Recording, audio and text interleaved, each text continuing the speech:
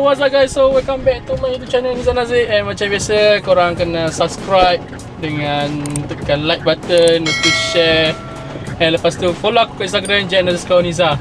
So actually aku dah lambat tau sebenarnya. Sebenarnya plan pukul 7 keluar, tapi aku start engine je, bat aku putus. So sekarang dah pukul 12, aku baru pick up ambil member aku datang jauh.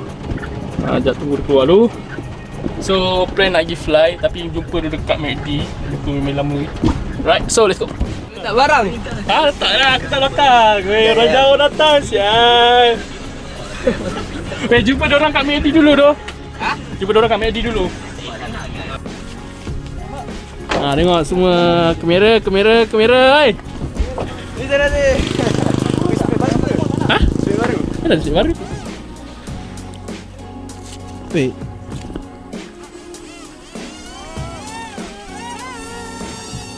Alah, channel lah.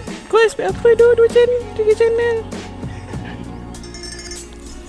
Lepas tu motor brush. Tapi okey lah, betul kan? Sebab dia ada zero kan? Ya. Kita orang dekat P20, fly kapal dengan kuat. Sebab kat sini aku suka view dia sebab dia hijau lah, fly kapal. So cruise lawa and try Goggle baru. So itu semua geng-gengnya.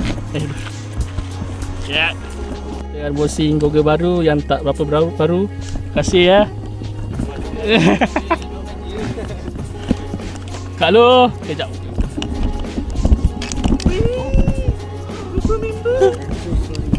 Dah punya? Tak, aku punya tu. Aku siapkan.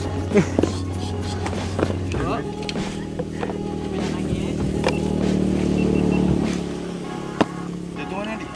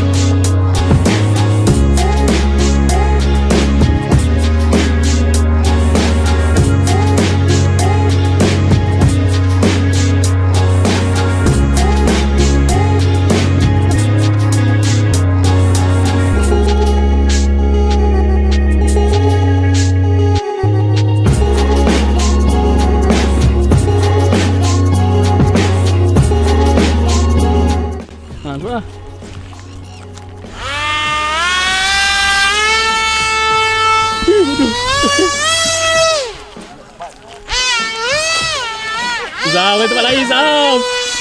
Bengong ni. Zam, aku tengok bahas Zam. Saya tengah set up.